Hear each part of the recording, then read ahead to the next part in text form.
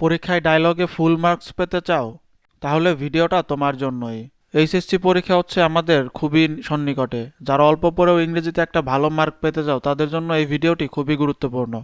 আমরা অনেকেই ডায়লগ পড়ি, অনেকগুলো ডায়লগ পড়ি, কিন্তু হচ্ছে পরীক্ষার হলে গিয়ে যখন লিখতে যাই তখন দেখি যে আমরা কিচ্ছু মনে থাকে না, একটার সাথে আর একটা উল্টাপাল্টা হয়ে যায়, কখন কি লেখে নিজেই বুঝি না। তো এর জন্য হচ্ছে আমরা একটি টেকনিক নিয়ে আসছি, যেটা হচ্ছে একটি ডায়লগ শিখে 20টি ডায়লগ লেখার টেকনিক। তোমরা হচ্ছে আজকের ভিডিও দেখলে একটি ডায়লগ পড়বে এবং সেখান থেকেই তোমরা 20টি ডায়লগ লিখতে পারবে। যেমন এখানে দেখা যাচ্ছে যে এই যে physical exercise, tree plantation, learning English, importance of education, আমরা এখানে 20টি মোট ডায়লগের নাম লিখেছি। তোমরা যদি আজকে এই একটি ডায়লগ পড়ো তাহলে হচ্ছে এখান থেকে 20টির উত্তর করতে পারবে।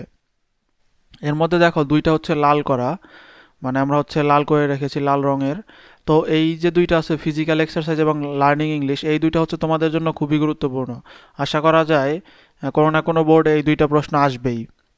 তো তোমরা সবার আগে এই দুইটা ভালো করে দেখবে। তো চলো আমরা ডায়লগটা দেখে নেই। দেখো এখানে বলছে Karim, hi Rahim, what are you reading so attentively?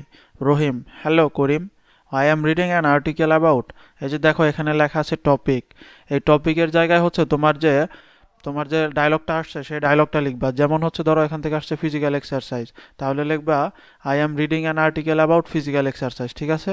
তাহলে যেখানে যেখানে টপিক লেখা আছে, তোমার কি বললাম, যেখানে যেখানে যে টপিক লেখা আছে, এই টপিক যেখানেই লেখা আছে সেখানে যে ডায়লগটা আসবে সেই ডায়লগের নাম লিখবা। তো এখানে রহিম নামে যে একটা লাইন আছে যেটা রেড কালারে বোল্ড করা, এই লাইনটা কেন রেড কালার, এটা হচ্ছে আমাদের একটু চেঞ্জ করতে পারলে ভালো হবে। যেমন এই জায়গায় ধরো আমাদের ডায়লগ আসছে ট্রি প্ল্যান্টেশন সম্পর্কে। এখন ট্রি প্ল্যান্টেশন আমাদের কি উপকারে লাগে, মূলত এই লাইনটা হচ্ছে আমাদের বেনিফিট। তো আমাদের যে বেনিফিট এটা লাগে, আমরা হচ্ছে সেই বেনিফিটটা এই জায়গায় লিখে দিব। যেমন নিউজ পেপার যদি আসে তাহলে নিউজ পেপারের উপকারিতা কি, এই রিলেটেড একটা লাইন লিখে দিব। আমাদের হচ্ছে মূলত প্রথম 7টা হচ্ছে ইম্পর্টেন্ট, এই 7টার জন্য তোমরা 7টা লাইন শিখে যাবে। আশা করি এই জায়গা থেকেই তোমাদের কমন পড়বে।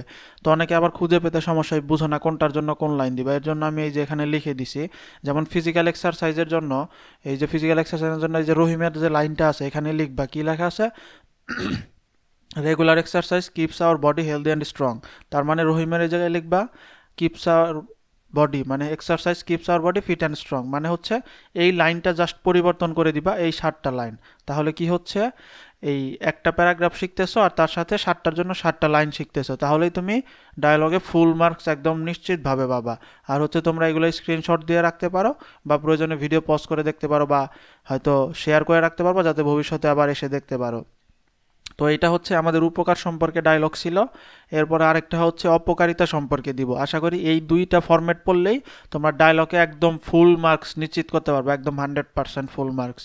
আর হচ্ছে প্রথম যে 3টা ডায়লগ ছিল এই 3টা তোমরা হচ্ছে ভালো করে দেখবা। 7টা লাইন মুখস্থ না করতে পারলেও এই যে physical exercise, tree plantation, learning English, এই 3টা হচ্ছে তোমরা ভালোভাবে মুখস্থ করে নিবা। ধন্যবাদ।